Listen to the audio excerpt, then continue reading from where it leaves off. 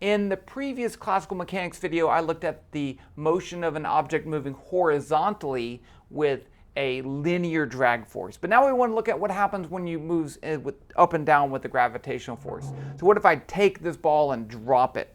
Not this ball, because it doesn't have very much drag. But what would happen if I take an object and there is a drag force? How can we get a function for the velocity as a function of time, the position as a function of time, and then you know what's going to come next?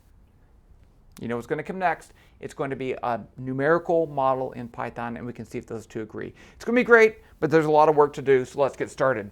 So here I have a ball, and it's moving down. There's a gravitational force mg pulling down, and the drag force would be up if it's moving down, right? Negative bv. I'm only going to deal with the y direction. And trick number one, I'm going to say that this is not even on the board. This is the positive y direction. So I'm going to take positive y direction as down. Okay. So if I do that, I can write the following differential equation for the motion of the ball. dm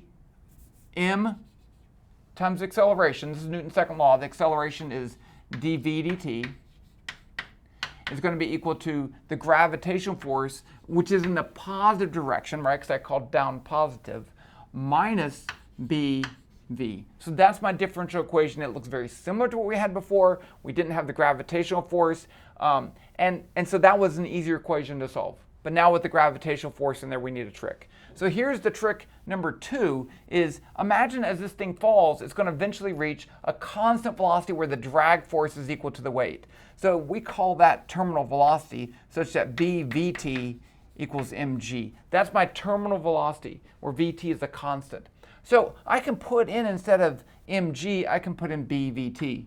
So m dv dt is going to be equal to bvt minus bv. Now let's factor out the negative bv. Negative, I'm going to factor out the negative, and divide by m, and I get dv dt is negative b over m v minus vt. Now I'm going to do another trick. I'm going to make a substitution. U is going to be equal to v minus vt. If I do that and I take the derivative of both sides, we can see that du dt is equal to dv dt plus 0 if you want, because the velocity, the terminal velocity is constant. It's just a constant. Okay. So now I can rewrite my equation over here as du dt is going to be negative b over m u. Okay, so now we can solve that equation. Just like before, I can divide both sides by u, multiply both sides by dt, and I get du over u is negative b over mt. You can do that. There was some question, can you separate a differential like that? Yeah, it's still just a fraction. Okay. But now I have one side of the equation only depends on u, the other side on u, the other side only depends on t, so I can integrate both sides. So the integral of du over u is going to be the natural log of u, which is a problem, I'll tell you right now, because you can't take the natural log of something with units, but we'll just push our problems off to later. You should not deal with your problems right now. Push them off later. Okay. And then over here I get, that's just a constant. Oh, this is dt. Yeah. Negative b over mt plus some constant. So we can find the constant by applying our initial conditions. So at t equals 0, the u is going to be u0. Okay. So and this means that natural log of u0 is going to be this times t is 0. So this is right, the negative b over m times 0 plus c. So c is going to be is going to be natural log of u. So that means I can write my whole equation. Let's start erasing stuff because we can't go on forever. I'm going to put over here u is v minus vt before we forget. So I have the natural log of u minus the natural log of u0 equals negative b over mt. And here's where we can solve our natural log problem, because I can write a difference of natural logs as a ratio of values. So this I can write as the natural log of u over u0 negative b over mt. So here I fix my problem, because whatever units u is, whatever u is, u are. It's a joke. Okay. And u0 have the same unit. So when I divide, I get a unitless quantity. Yay. Next, let's get rid of the natural log by raising each side to the exponent e to the power. So this gives me u over u0 equals e to the negative b over m times t, or u equals u0 e to the negative b over mt. So over here, let's plug in my u0. So at time t equals 0, u0 would be v0 minus vt. All right, so if I put in t is equal to 0, then the velocity has to be v0, and then that's just a constant, so it's still there. So now substituting, I get v minus vt equals v0 minus vt e to the negative b over mt. That's the right answer. Let's just go ahead and add that to both sides. I get v equals vt plus v0 minus vt e to the negative b over mt. Now, do I want to simplify that? Oh, I don't really want to right now. I think I'm going to leave it like that. But let's just check right here. Okay, so is that right? As t goes to infinity, this goes to 1. No, that goes to 0. Wait. 1 over e to... It goes to... As t goes to infinity. Yeah, then this whole term, this goes to vt. Let me just double check, because I made a mistake before. Vt, I got that. Let's just multiply this out just to make sure. Vt, so I can write this as v equals vt. Now if I multiply this out, plus v0 e to the negative b over mt minus vt e to the negative b over mt, which I ran out of room, that's fine. And so now I can combine this term and that term, and I get v equals v0 e to the negative b over mt plus vt times, that's what I want to do, 1 minus e to the negative b over mt. Got it. Okay, so now that term's going to go to 0. That term's going to go to 0. So as t goes to infinity, I get the terminal velocity. That's what I wanted, right? Okay, so that's pretty good right there. Let's save that, actually. So let's put that over here with our vault of saving. And I'm going to erase this because we don't need that anymore. And I do need a save space. Not a safe space, a save space. V, as a function of t, is v0 e to the negative b over mt plus vt 1 minus e to the negative b over mt.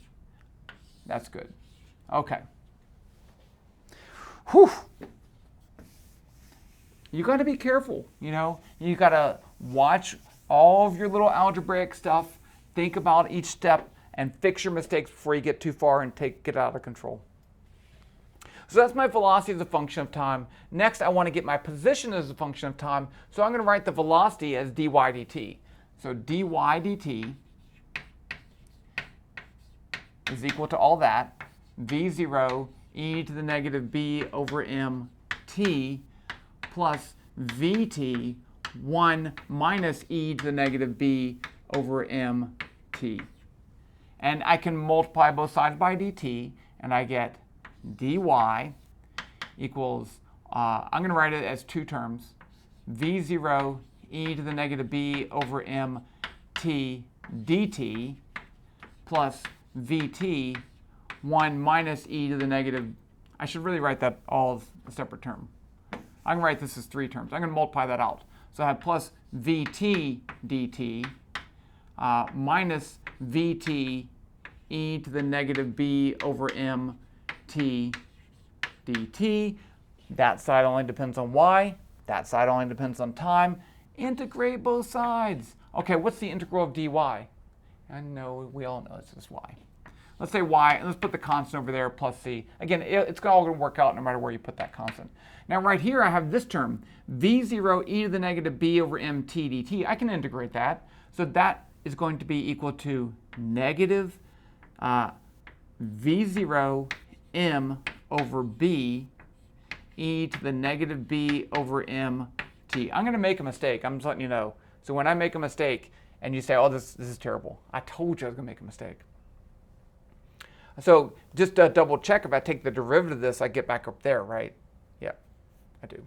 Okay, here I get plus vt t. That one's easy. And then this one's not too hard. Minus plus, because I have a plus, vt m over b e to the negative b over mt. Okay, that's good. Now let's find our constant c. So at time t equals 0, I have y0 plus c is equal to this term. If I put in t equals 0, that's 1. So I get negative v0 over b m. This term is 0, right, because I put in t equals 0. This term is going to be plus vt m, that's a b, over b. So c is equal to, I should put it on the other side. It doesn't really matter. I'm going to put it on the other side. There. So I'm calling c that. So c is going to be equal to y0 plus, I'm going to factor this on the fly, which is dangerous, but m over b, when I move that over, it's positive. v0, and move that over, it's negative. So that's equal to c. So now we have y. We're done. Okay, we got to write it out. Y equals, I'm going to put all that constant in there, y0 plus m over b, v0 minus vt. I'm running out of room. I have that right there. Okay. And do I want to factor? Yeah, let's combine these two terms. So I'm going to say plus vtt, right, that's that term. And then this term, I'm going to say plus vt minus v0 times m over b e to the negative b over m t.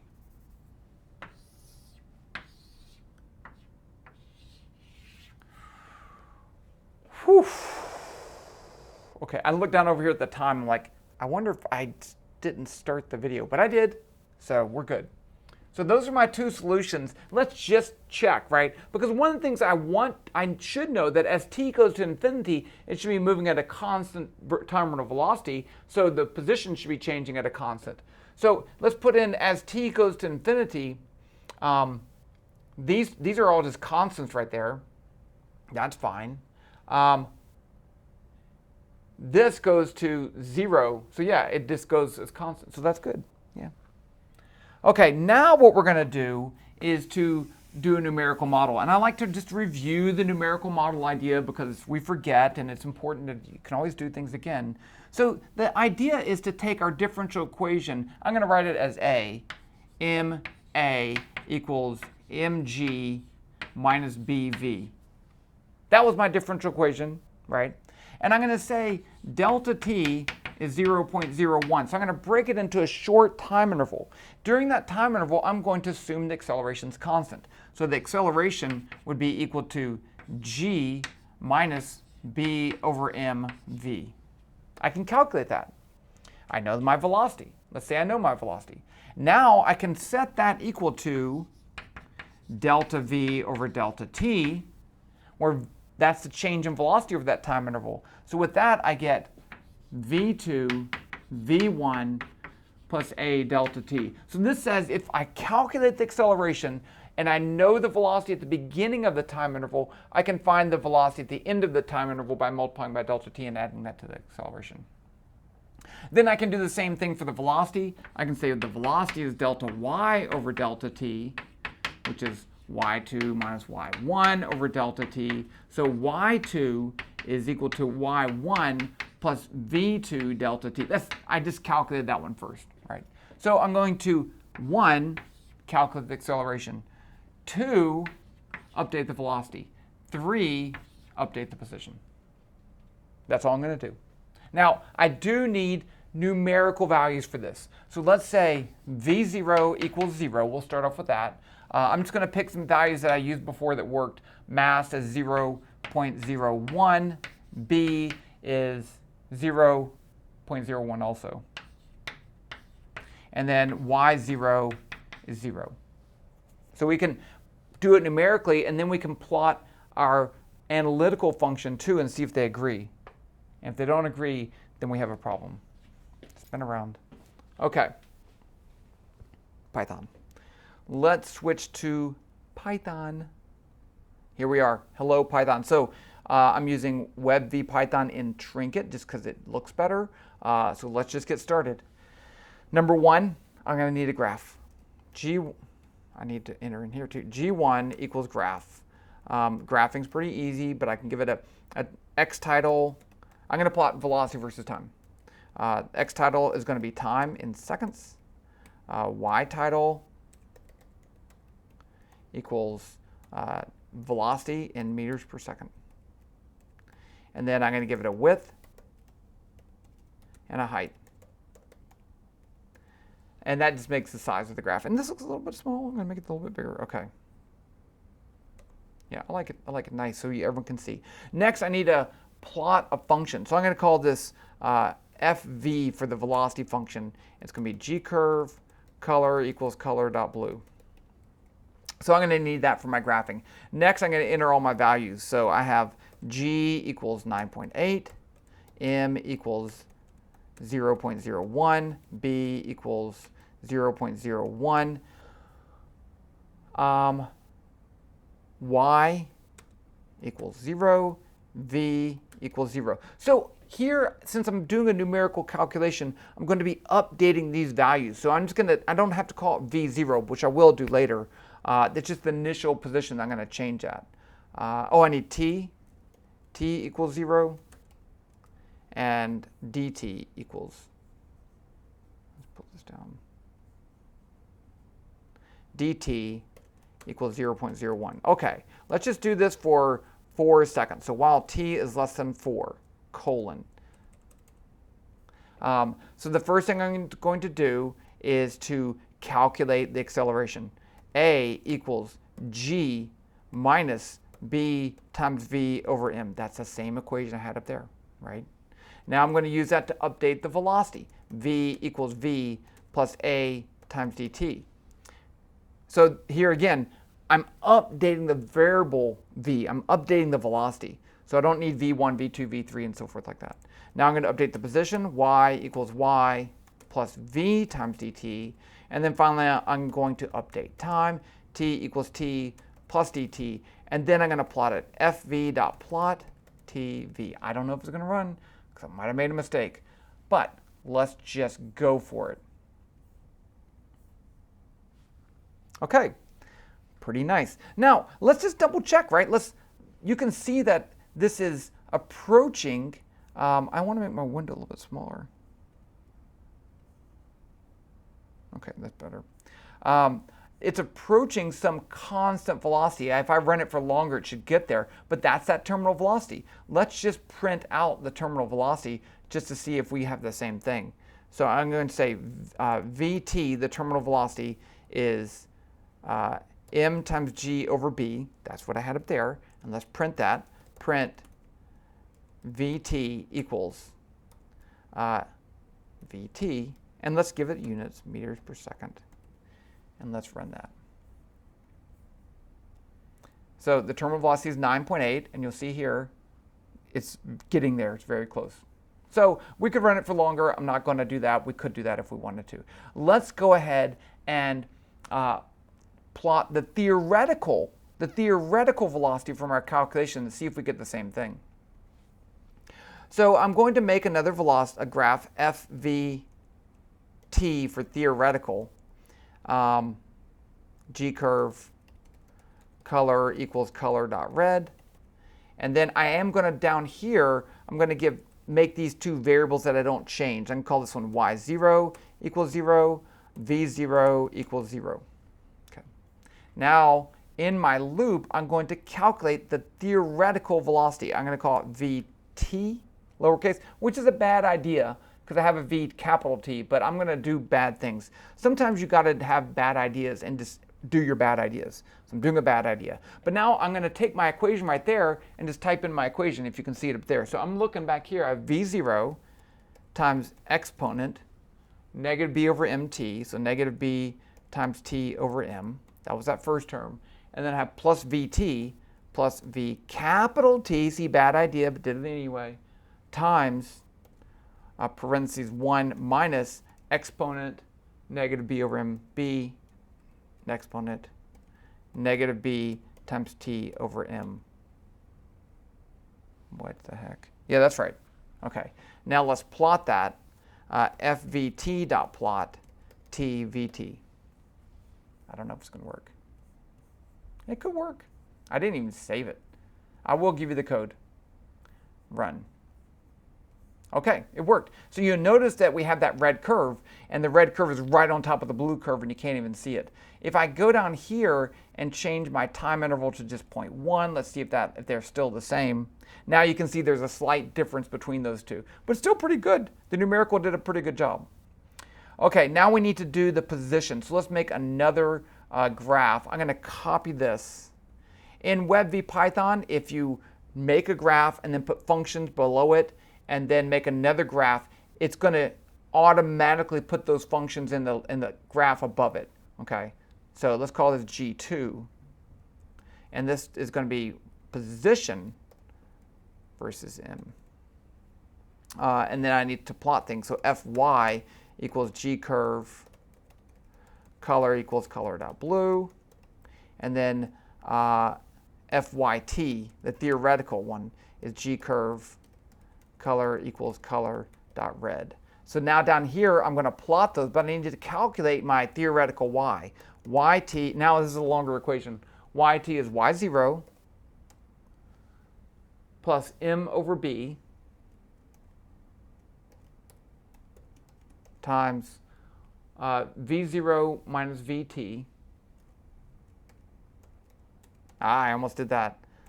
Minus v capital T plus vt times t. That's that term. Plus vt minus v0. Now vt minus v0 times m over b times exponent negative b times t over m. Whew, that was a mess. Okay, and let's plot these. So Fy dot plot Ty, and then you can't see that. Fyt dot plot Tyt. Not too confident here. Not too confident. That's a win for me. That's a double high five for me because I got it to work. So you'll notice that it does what it expects. It's falling and it reaches some constant velocity over here, which is what we'd expect. Now let's just do one more thing. What if I take the ball and I throw it up? So it goes up and then back down. That's pretty fun, right? So let's just give it an initial velocity of 5 in the up direction, which is negative direction. Remember we said that was negative.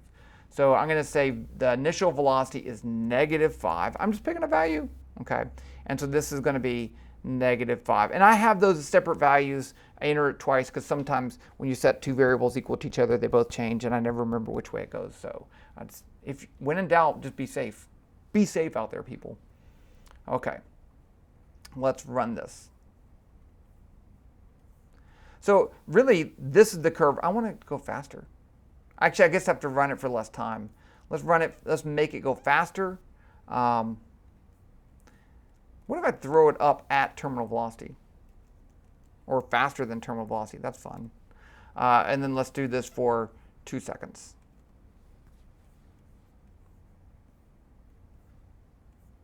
Okay, so, oh, they disagree. Let's make the time interval smaller.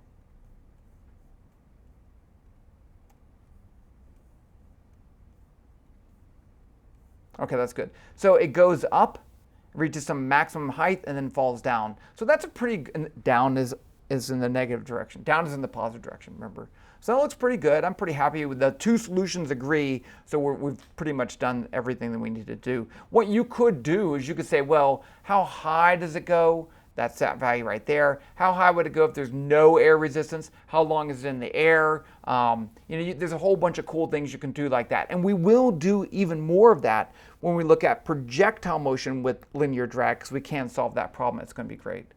So that's that. Hope you had a great time. I had fun. And I don't have anything else to say, so I'm just going to say talk to you later. Thumbs up.